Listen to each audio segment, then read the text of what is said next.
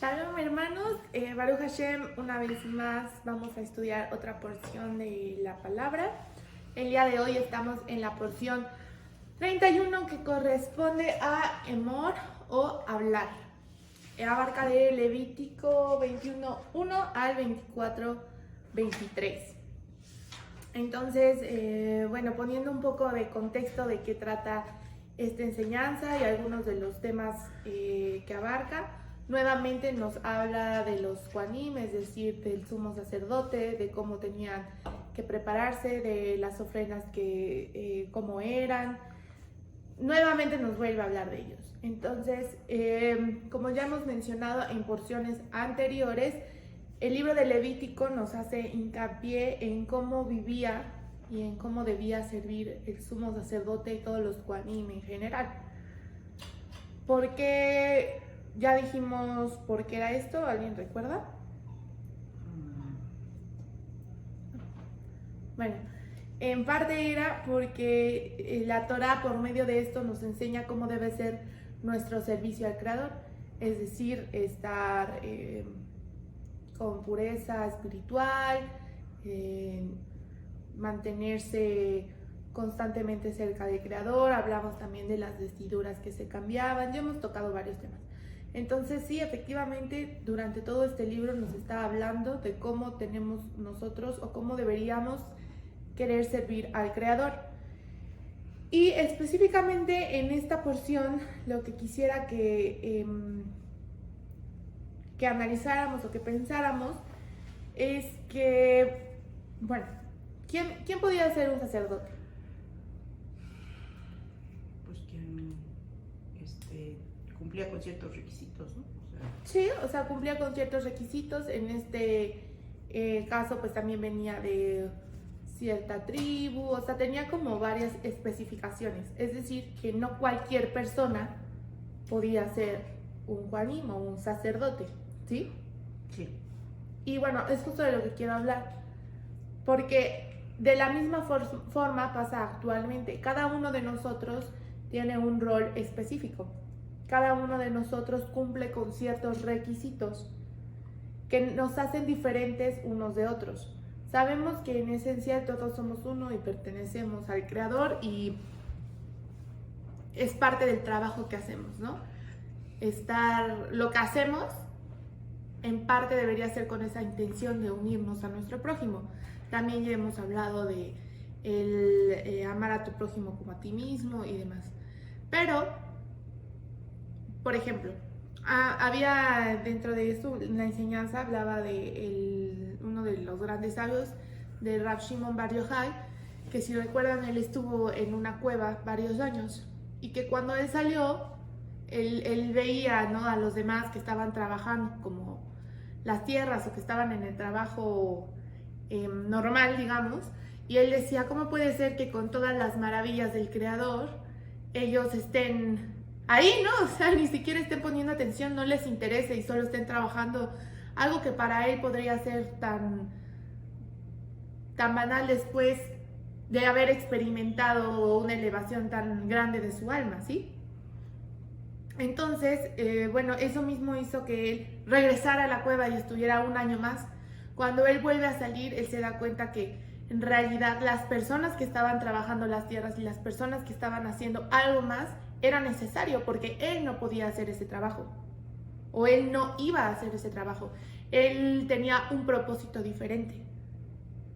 Entonces, lo que quiero que entendamos es que cada uno de nosotros tiene un trabajo individual.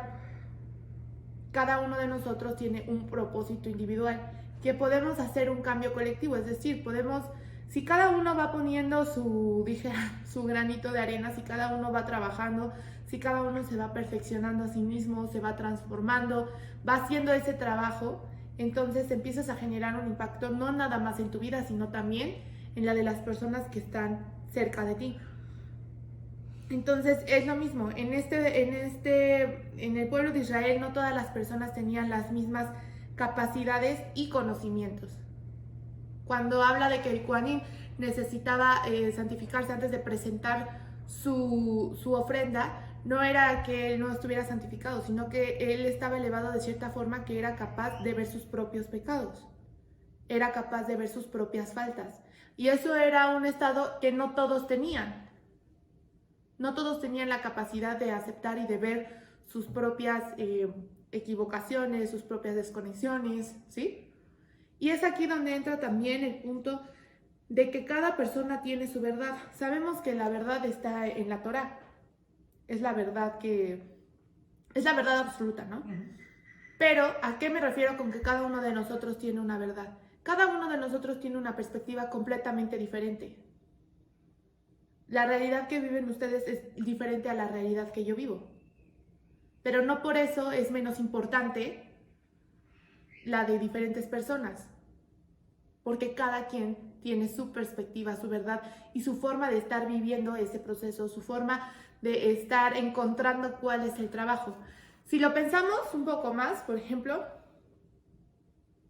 cuando hacemos trabajo espiritual, muchas veces pedimos muchas cosas, ¿no?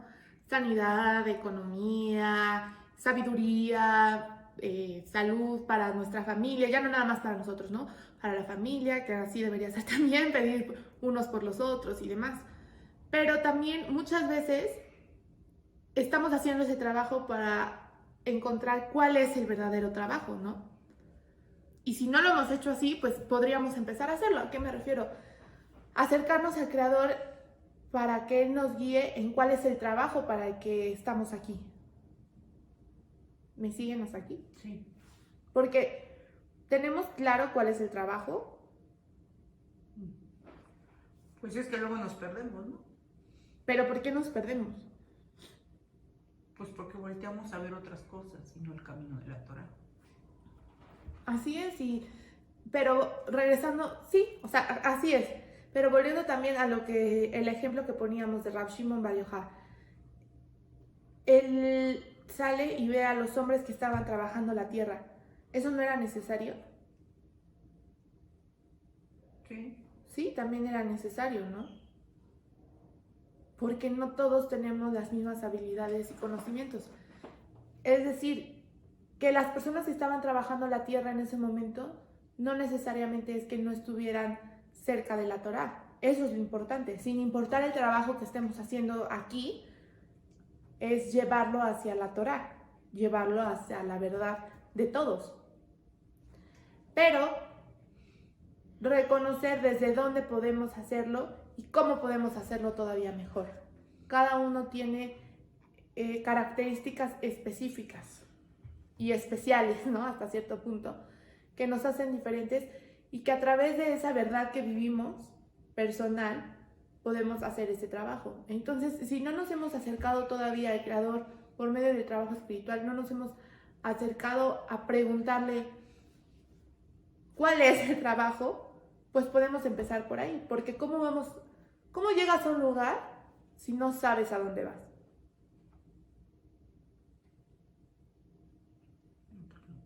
No, pues no. O sea, no llegas. Quizás estás dando vueltas nada más, ¿no? Divagando hasta cierto punto y no llegas porque no sabes a dónde tienes que llevar. Entonces, dentro de nuestras familias, dentro de nuestras congregaciones, dentro de nuestro entorno, nuestra sociedad, nuestro trabajo, desde donde estudiamos, todo eso, en cada lugar nosotros estamos desempeñando un rol. En un lugar soy hija, algunas personas en un lugar son madres o padres, somos compañeros de trabajo, quizás tenemos personas a nuestro cargo, quizás hay jefes sobre nosotros, tenemos un negocio o quizás trabajamos en nuestras propias tierras, trabajamos nuestra propia casa. Y en cada lugar desempeñamos un rol y formamos parte de la verdad de otra persona. Tenemos nuestra verdad, sí, pero también formamos la verdad de otras personas. Entonces, conocer cuál es el trabajo, conocernos a nosotros mismos para saber qué es lo que estamos haciendo y cómo estamos desempeñándonos en ese rol, es lo que nos lleva a entender cómo hacerlo, cómo acercarnos y cómo usar la Torah en cada lugar. ¿Sí? Bueno, ¿hasta aquí duda? No. Bueno, el rol y la decisión no solo influyen en nosotros. Si nosotros nos vamos al capítulo 22, versículo 12. Me voy a regresar un poco, ¿no? Aquí está hablando de qué pasaría si rompían alguna de las, pues sí, de las leyes que estaban diciendo, de cómo debía presentarse el sacerdote con su ofrenda y demás. Y dice en el 10, ningún extraño comerá de la ofrenda sagrada, ni huésped del sacerdote, ni el siervo comerá de la ofrenda sagrada. Aquí nos está diciendo cómo se guardaban las ordenanzas y quiénes sí y quiénes no, digamos que participaban de. En el 11, pero si un sacerdote compra un alma con su dinero como propiedad suya, o si un esclavo nace en su hogar, este individuo sí puede comer de ella. En el 12, y si la hija del sacerdote se casa con un extraño, ella no podrá comer de las ofrendas sagradas. Pero si la hija del sacerdote queda viuda o se divorcia y no tiene hijo y regresa a la casa de su padre como en su juventud, podrá comer del alimento de su padre, pero ningún extraño comerá de él. Y sigue hablando, ¿no? Y ¿a qué quiero llegar? Aquí nos está hablando de las hijas del sacerdote, o sea, de la familia del sacerdote, tal cual, ¿no? O incluso, ¿no? En el 11, pero si un sacerdote compra un alma con su dinero como propiedad suya, o si un esclavo nace en su hogar, este individuo sí puede comer de ella. Nos está hablando del entorno del sacerdote, de la familia del sacerdote. Entonces, la familia del sacerdote tenía acceso a ciertas conexiones más elevadas, por decirlo así. O sea, ellos tenían acceso a otras cosas que diferentes familias no tenían, por el simple hecho de ser el sumo sacerdote. Ahora, ¿creen que eso era... ¿O por qué creen que era eso? ¿No? Bueno, cuando alcanzamos niveles más altos de espiritualidad, podemos compartirlo con nuestros amigos y familiares. Entonces, ellos tenían acceso, como familia de sacerdote, ellos tenían acceso a esas conexiones más elevadas por el hecho del trabajo que estaba realizando el Kuan Yin en este momento, ¿sí? Porque entre más alta era el trabajo que él estaba haciendo, podía compartirlo con los demás. Y lo mismo pasa con nosotros. Entre más nos esforzamos y entre más entre más deseamos la luz del Creador para compartirla, más se nos da para compartir, si ese es nuestro verdadero deseo. Entonces eso se empieza a manifestar y a replicar en nuestra familia, en nuestros amigos, en nuestro entorno. Ahora, aquí viene otra cosa. Esto aplica tanto en lo positivo como en lo negativo. Toda nuestra familia y entorno es partícipe de nuestro nivel espiritual. Es decir, es partícipe de nuestra verdad. Si nosotros manifestamos y si nosotros somos positivos, si nosotros leemos la escritura, si buscamos el camino del Creador y eso empezamos, yo creo que todos lo hemos notado, ¿no? Algún cambio que ha surgido en nuestras familias directas o incluso en amigos, o cómo se empiezan a presentar las personas en nuestra vida y empiezan a llegar y la forma de pensar de esas personas empieza a ser diferente, ¿no? Pero ¿por qué creen que nosotros vemos que las personas empiezan a ser diferentes? Porque nosotros somos diferentes. Porque nosotros somos diferentes, nosotros empezamos a pensar de maneras diferentes. Entonces, lo mismo pasa del lado negativo. Si nosotros somos positivos y, por ejemplo, tenemos, como hablábamos la porción anterior, ¿no?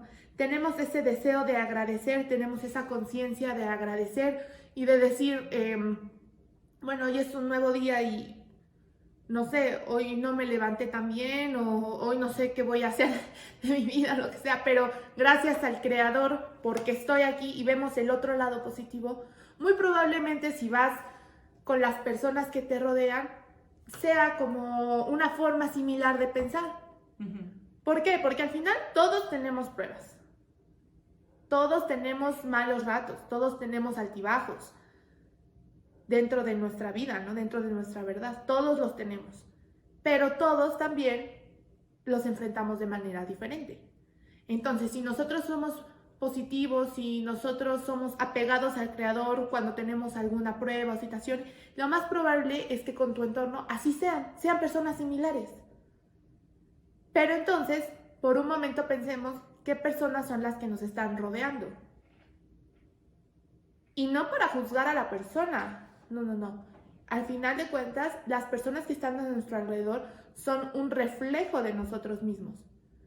Entonces, si estamos viendo algo que no nos gusta, si estamos viendo quizás negatividad, si estamos viendo actitudes que no son buenas para nuestra vida, si estamos viendo actitudes que quizás están dañando nuestra salud o nuestro pensamiento, o que incluso, por ejemplo, estamos rodeados de personas que siempre chismean. ¿Por qué siempre chismean? Pues porque uno siempre chismea, ¿no? Pero ¿a qué voy? Entonces empiezas a ver a las personas, y si ya viste que, si estás encontrando eso en las personas que están a tu alrededor, es porque tú lo tienes en ti mismo. Entonces, ¿qué persona quieres también tú ser para otros? ¿Quieres ser la persona que nada más les lleva negatividad, pesimismo y ay, la vida está muy dura, todo está subiendo, ¿no? Todo está bien caro, todo así, y me siento bien mal, y entonces es una y otra cosa? O por el contrario, quieres ser una persona que si alguien se acerca a ti a pedir un consejo o no, o si solo se acerca a ti porque quiere ser escuchada, lo que sea, pueda ser una persona que tiene paz en su interior, que tiene luz, que tiene al Creador en su vida, más que nada. ¿Sí? Entonces, era lo que pasaba con el sumo sacerdote y su familia, porque ellos tenían esas conexiones más altas por el trabajo que estaba haciendo el sacerdote. Ya vimos que es de lo positivo y también de lo negativo. Pero viene algo más. Esto tenía una ventaja, ¿no? Pero si vemos esto del otro lado, desde la otra perspectiva, ¿esto por qué pasaba? Porque el sumo sacerdote tenía un nivel espiritual más alto, o sea, una conexión más estrecha con el Creador, vamos a llamarlo. Pero esto también lo llevaba a una mayor responsabilidad. Recibía una mayor bendición, pero también tenía una mayor restricción. Entonces, el sumo sacerdote, sí, había trabajado lo suficiente, tenía una elevación espiritual más alta, ¿no? Por lo tanto, había una mayor responsabilidad de lo que él hacía, y porque además ya no nada más era él con su familia, era él con el pueblo de Israel. Esto le traía mayor bendición a su vida, pero también implicaba mayor restricción. ¿Qué quiere decir esto? Que nosotros, cada uno de nosotros que estamos estudiando la palabra, que hemos decidido seguir al Creador, que hemos decidido estar aquí, que nos estamos esforzando por hacer un trabajo y demás, somos en parte como esos Juanín, o el deber ser sería esforzarnos para ser como esos Juanín y poder llevar eso a diferentes partes de nuestra vida, donde hay personas que ni siquiera quizás conocen la palabra, o que están completamente alejadas del Creador, o que no quieren saber nada de Dios. Muchas cosas nos podemos encontrar, ¿no? Esto sí, también trae mayor bendición a nosotros, pero mayor restricción. ¿Qué quiere decir? Que no podemos volver a ser las mismas personas que éramos antes de empezar. Sí, no podemos regresar, al contrario, hay que buscar crecer, o sea, seguir. No podemos regresar, o sea, si yo ya sé que el kashrut dice que no coma cerdo, y yo estoy decidiendo, que es lo que hablábamos la vez pasada, es una decisión propia y consciente. No es porque el pastor me dijo, no es porque la pastora me dijo, no es porque mi familia lo hace y entonces por fuerza yo lo tengo que hacer. No, es una decisión completamente personal y es una decisión consciente del deseo de hacerlo. ¿Sí? Ya se me fue. O sea, si viene ese deseo de hacerlo, no podemos volver a lo que era antes. Y regresar ahora, bueno, ya no nada más como lo que quiera, sino la forma en la que lo hago y me vale y subo y bajo, o sea, ya no. Porque ya hemos sido bendecidos con la palabra de Dios, porque ya hemos sido bendecidos con el cambio en nuestra conciencia. Bueno, yo me siento bendecida. Y yo creo que cada uno de nosotros se siente bendecido. Bueno, eso sería para empezar, ¿no? Una pregunta, ¿se sienten bendecidos? Sí, claro. Nos sentimos amados por el Creador, ¿no? Entonces, no podemos regresar a lo que era antes, porque si el Creador también ya nos dio todo esto, implica una mayor responsabilidad. Es decir, que si lidiamos con ciertas personas y lidiamos con ciertas situaciones que no nos gustan, por ejemplo, si hay dos personas discutiendo, pues se supone que el que ya sabe de la palabra, y se supone que el que está estudiando, y se supone que el que se está esforzando y transformando, eres tú. Entonces no puede ser que aún con eso la otra persona tenga mayor cordura, respeto y no se ponga a gritarte como qué, y tú que se supone que ya tienes todo esto, que ya tienes la responsabilidad, decidas actuar como quieras y decir lo que quieras, como era antes. O sea, eso ya no puede ser posible. Bueno, no, sí, posible sí puede ser, ¿no? Pero ya no debería ser parte de nuestra vida. Es esforzarnos porque ya no pase. Volvemos a lo mismo. ¿Probablemente pase? Sí, porque somos humanos y también es la manera en la que vamos aprendiendo. Pero el hecho está en esforzarse porque cada vez sea más diferente. ¿Sí? Bueno, esto que nos lleva a ser responsables de nuestras acciones. Incluso la acción más pequeña puede tener un gran impacto. No sé si recuerdan, recién que empezábamos a estudiar un poco de las porciones, les hablé de la ley de causa y efecto, no sé si la recuerdan. Pero hay una ley que en la ciencia, y no es solo de la ciencia, no es como una ley universal, que para cada acción corresponde una reacción, ¿no? Y es lo mismo con la de causa y efecto, ¿no? O sea, hay una causa, hay una acción, una reacción. Entonces, por ejemplo, todos hemos visto una báscula, ¿no? Imaginemos que tenemos, es que la mosca, no una báscula, una balanza que ven que está aquí el palito y entonces tenemos de un lado y del otro lado. Imaginemos que ponemos, es que la mosca quiere escuchar la palabra. Tenemos aquí arroz, ¿no? Y está así. Ahora imaginen que aquí le agregamos un granito de arroz. ¿Ya va a estar a la par? No, ¿O ya va a estar más arriba? No. Le falta arroces. Y le echo otro, y no pasa nada. Y le echo otro, y no pasa nada. Y le voy echando de un granito en un granito. Y de repente, después de 100 granitos, quizás ya hizo así. Pero, pues no se ve mucho, ¿no? Y luego le sigo echando otro. ¿Y ya superó? No. No, pues no. Y otro, y otro. Y entonces, quizás después de otros 100, ahora sí ya está así. Quizás le tuve que echar 300 granitos de arroz para que diera la vuelta, ¿no? Es lo mismo con las acciones. Esas pequeñas acciones son las que van haciendo la diferencia. Lo mismo, es como una gota de agua, no sé si han visto. Cuando las gotas de agua, imagínense que están cayendo y han perforado superficies.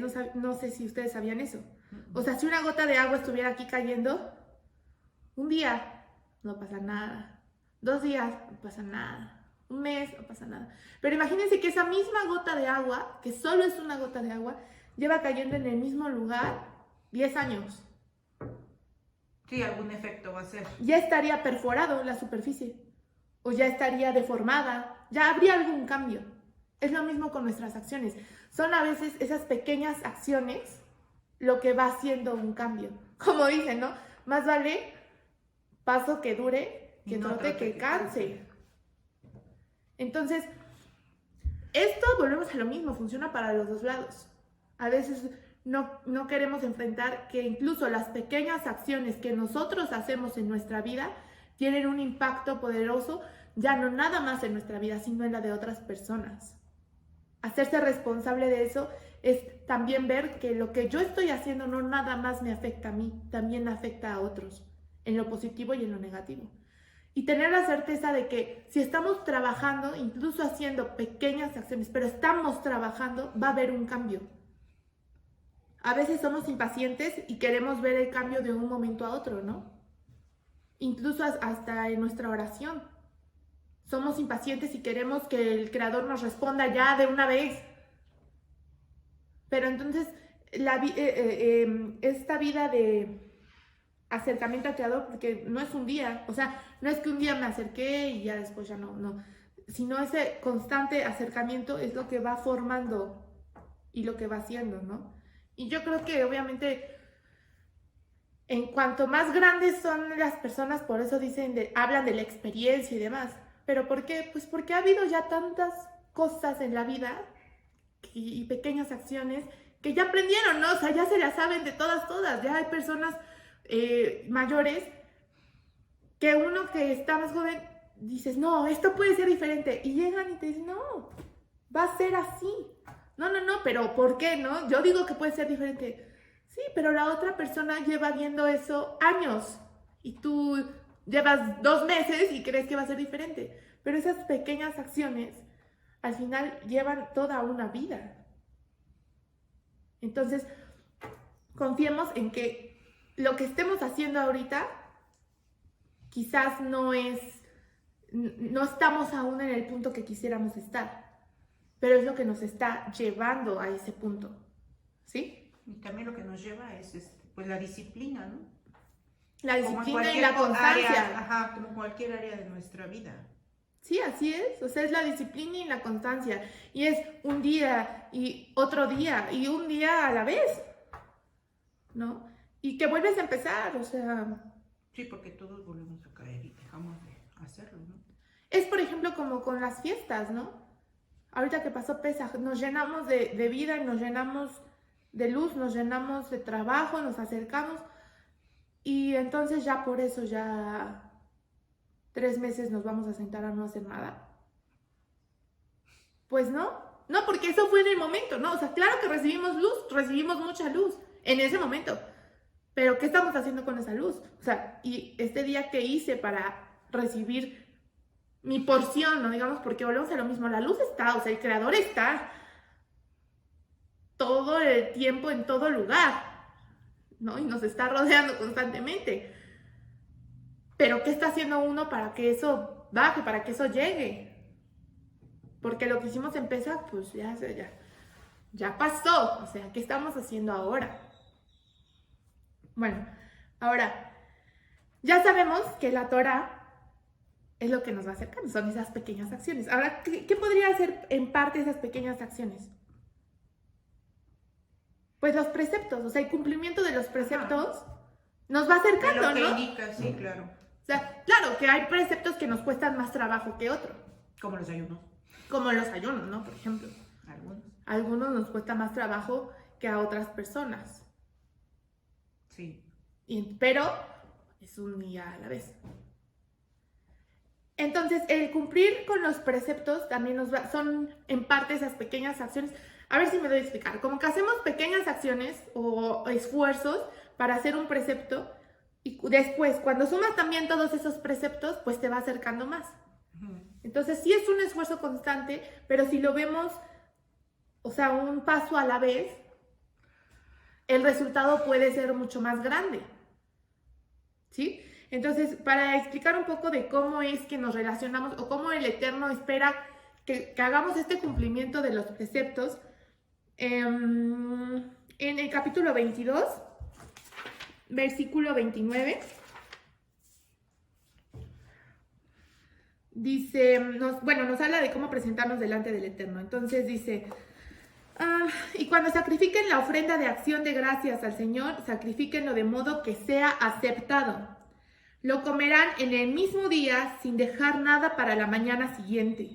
Yo soy el Señor y guardarán mis mandamientos y los cumplirán. Yo soy el Señor. No profanarán mi santo nombre, sino que seré santificado entre los hijos de Israel.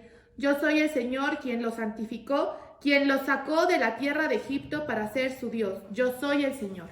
Bueno, esta porción es muy poderosa y volvemos a lo mismo, ¿no? Aparentemente solo nos está hablando como de la ofrenda. Y uno puede ir pasando el Levítico y lo va leyendo y sí, bueno, ya volvió a hablar de las ofrendas. Pero vamos a encontrarle un sentido más profundo, ¿no? Primero nos dice cómo debemos servir a Dios de manera apropiada, es decir, de corazón y con un sentimiento y sin un sentimiento de obligación. Cuando dice, y sacrifiquen la ofrenda de acción de gracia al Señor de modo que sea aceptado. ¿Qué sería un modo aceptado para el Creador? Que se haga con amor. Que se haga con amor, que se haga con esmero. Que se haga con la intención correcta. Con sinceridad, con la intención correcta, sin obligación, volvemos a lo mismo, sin obligación y lleno de vida. Cuando nosotros, si nos regresamos a los versículos anteriores, dice en el 27, cuando nazca un ternero, un cordero o un cabrito, quedará 7 días con su madre. A partir del 8º día será aceptable como sacrificio. ¿Por qué? No, aquí nos está diciendo que para ser aceptado como sacrificio tenían que llegar al día 8. ¿Esto en parte qué quería decir? que ya habían pasado una semana, o sea, ya habían pasado 7 días vivos. Lo que nos dice la escritura de esto es que demostraba que ya no iban a morir, o sea, ya no iban a morir por otras razones, porque ya había suficiente vida en el animal. No sé si me expliqué con eso, ¿sí? Entonces, no dice, por ejemplo, de que lo sacrificaran para, bueno, que lo mataran para algo más al animal, por ejemplo, sino está hablando específicamente del animal que iba a ser ofrendado. ¿Cómo tenía que ser? Tenía que ser completamente lleno de vida, o sea, llegar hasta el 8º día. Ya había pasado un ciclo completo, ¿no? Una semana, incluso hasta con un Shabbat, ¿no? Por ejemplo. Entonces ya estaba completo, ya estaba lleno de vida. De la misma forma debe ser nuestro servicio al Creador y nuestras ofrendas, nuestros sacrificios al Creador, cómo deben ser llenos de vida. O sea, con impregnados, pues de lo que nosotros tenemos, pero de la parte viva, hermanos, no de toda nuestra negatividad. ¿Recuerdan qué era la muerte? Muerte era separación. Entonces, ¿cómo deben ser nuestras ofrendas? ¿Cómo debe ser nuestro servicio? Pues completamente unido y alineado con el Creador, con esa vida, ¿sí? Con la palabra. La palabra es vida, ¿sí? Luego dice, nunca desdeñarlo. ¿A qué se refiere esto? En el versículo 30 dice, lo comerán en el mismo día, sin dejar para la mañana siguiente. Yo soy el Señor. Esto no nos habla nada más de la ofrenda, que era comérsela el mismo día. Nos habla de que hay muchas veces que decimos, que desdeñamos al Creador, desdeñamos o dejamos de lado su enseñanza y lo que nos da. Y a veces nos viene, hermano, cuando nos viene así de, voy a estudiar Torah, ahorita, ¿no? Ese deseo. O sea, uno cree que es su grande idea, pero no es nada más eso. A veces es el Espíritu que nos está hablando, que nos está diciendo, ahorita es el momento, hazlo, ¿no? Acércate al Creador, ahorita. Y es el deseo profundo de nuestra alma de servir y de ser, y dice, ahorita hazlo. ¿Y qué hacemos a veces? Ay, mañana estudio. Ay, mañana leo. Ay, mañana veo, ¿no? Y dejamos para mañana. O, bueno, ya dijeron que, no sé, o ya sé que dar acá es positivo, ¿no? Voy a apartar la acá. Bueno, pero mejor ahorita con este dinero me compro algo, ya mañana aparto. Ya mañana hago. Y muchas veces lo hacemos, con todo lo que nos da el Creador. Entonces dejamos para mañana y vamos como desdeñando, ¿no? O sea, dejando a un lado. Por eso aquí el Creador también nos dice, no, hazlo el mismo día, o sea, ese día que te estás esforzando y estás dando tu ofrenda llena de vida y con alegría, con ánimo, sin obligación, ese mismo día hazlo, termínalo. No, bueno, ya leí 2 Tehillim, ya fue suficiente, ya con eso. No, adelante, haz más, ¿sí? Bueno, ese es el segundo lugar. Y luego en el 22:31 dice, y guardarán mis mandamientos y los cumplirán. Esta parte es muy valiosa. En otras versiones dice cuidar y hacer, o sea, y cuidarán mis mandamientos y los harán. ¿Cuál es la diferencia o por qué el Creador aquí nos está especificando guardar y cumplir? O cuidar y hacer. ¿Se han preguntado por qué nos está haciendo, o sea, por qué nos hace hincapié en que cuidar y hacer? Cuidar y hacer. O guardar y cumplir. En el caso de cuidar y hacer, bueno, es lo mismo, ¿no? Pero solo en una diferente traducción. Pero cuidar y hacer, ¿cuál es la diferencia? Pues volvemos a lo mismo, lo de la intención correcta, ¿no? O sea, cuidar y literal. guardar tiene que ser con la intención correcta, porque puedes guardar y cuidar, pero... o sea, negativo, bueno. Ese es el punto. O sea, eso es con lo que nos tenemos que quedar. El hacerlos, pues es hacerlos, pues sí, ¿no? O sea, puedo hacer Shabbat. Y estoy haciendo un precepto, ya lo hice. Es ya hice Shabbat. Hacer, cumplir es la acción. Hacer tal cual es la acción. Así, ya lo hice. Ahora, ¿qué es cuidarlos o guardarlos? Pues es la intención. Entonces, ya hice Shabbat, sí, pero ahora voy a cuidar Shabbat. ¿Qué significa? Volvemos a lo mismo, con esmero, con atención, con sinceridad, con respeto, con honradez, o sea, con esa concentración, con esa atención al precepto, con esa intención. No solo ya de hacerlo, sino de que sea lo mejor, de la mejor forma que puede ser y con el deseo correcto para el Creador. O sea, doy mi diezmo. Así estoy haciendo el precepto. ¿Qué sería cuidar este precepto?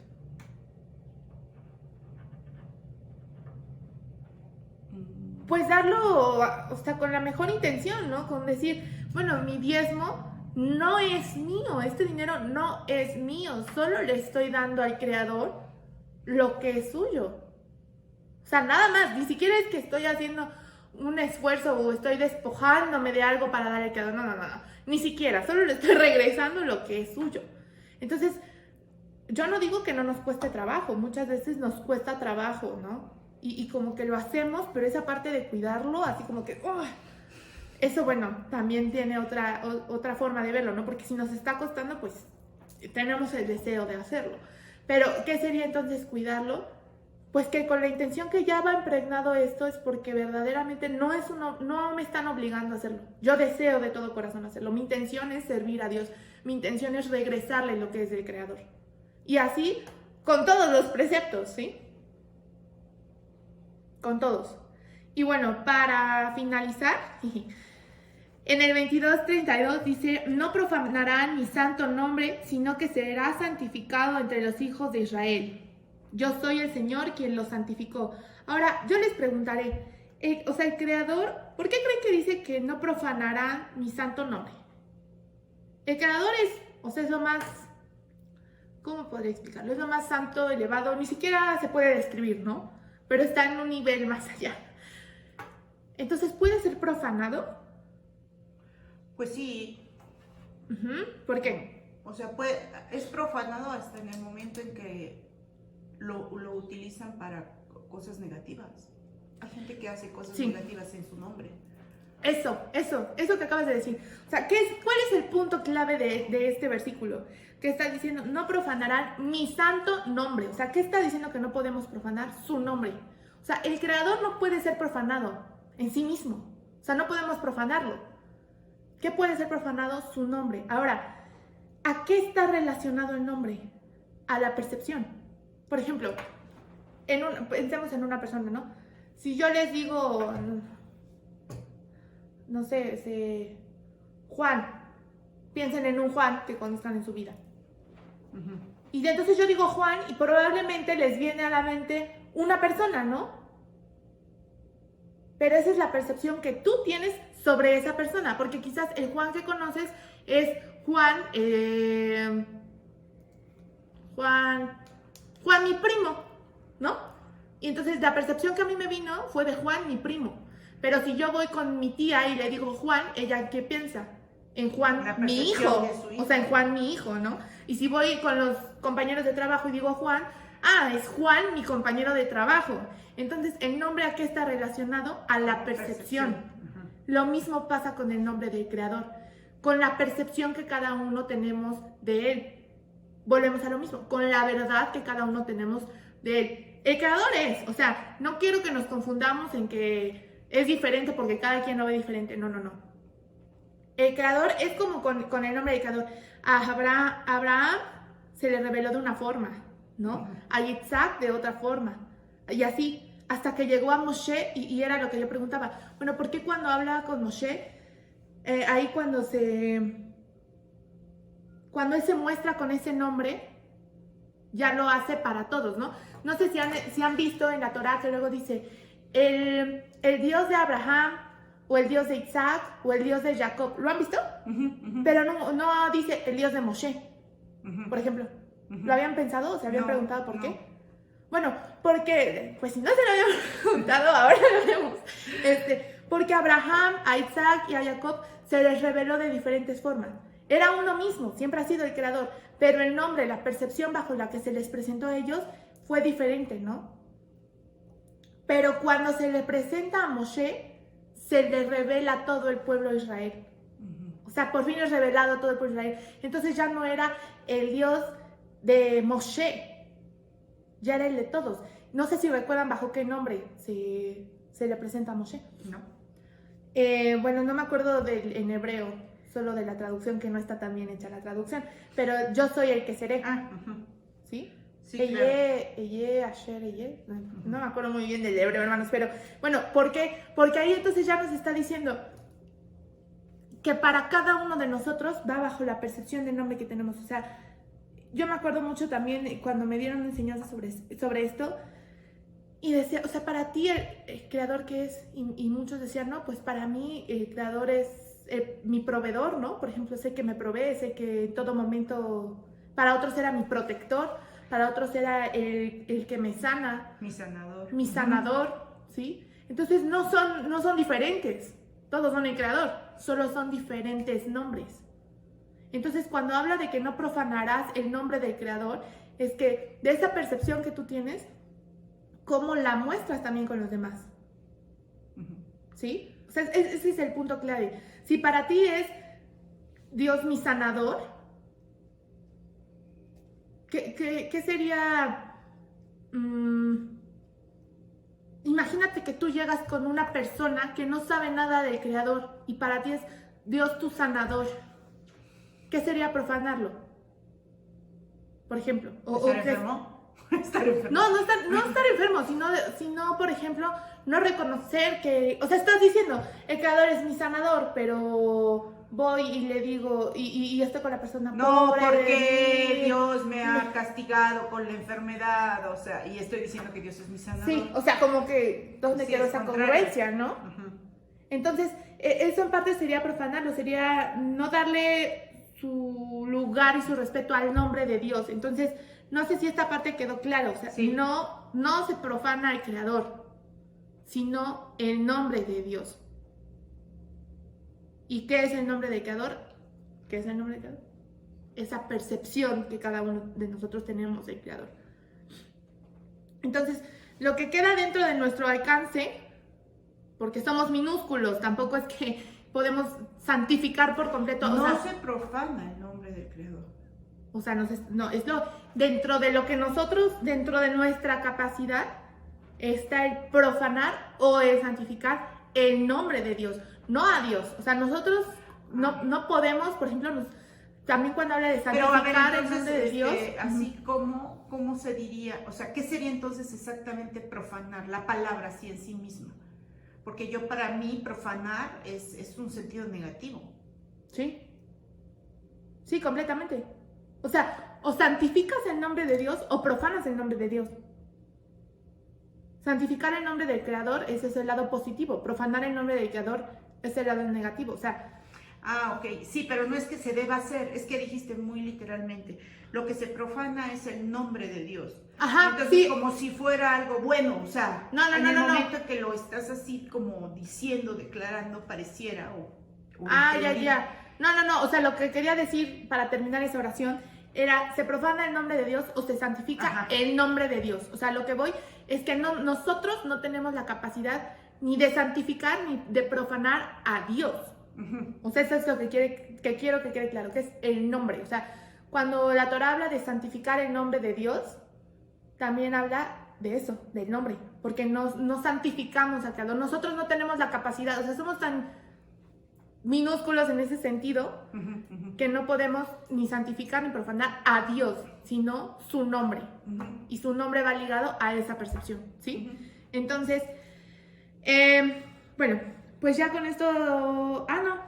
ya casi terminamos, pero no. Ya por último, en el 33 dice, quien los sacó de la tierra de Egipto para ser su Dios, yo soy el Señor. Entonces, con esto quiero terminar. No sé si recuerden que... ¿Con qué empezamos? A ver si se acuerdan, lo acabamos de decir. ¿Con qué empezamos la enseñanza? Con que... Empezamos con el sumo sacerdote, con el rol que cada uno desempeña, sí, con el trabajo que venimos a hacer, ¿sí? Y luego aquí el Creador nos está diciendo, quien lo sacó de la tierra de Egipto para ser su Dios. O sea, ¿por qué nos vuelve a recalcar que nos sacó de Egipto? ¿Por qué? ¿Creen ustedes? ¿Por qué? Perdón, otra vez. ¿Por qué? ¿Por qué nos sacó? O sea, ¿por qué nos recalca y aquí nos vuelve a repetir que nos sacó de la tierra de Egipto? O sea, ¿por qué no solo dice, yo soy el Señor quien lo santificó? Y ya. Nos dice, quien lo sacó de la tierra de Egipto para ser su Dios.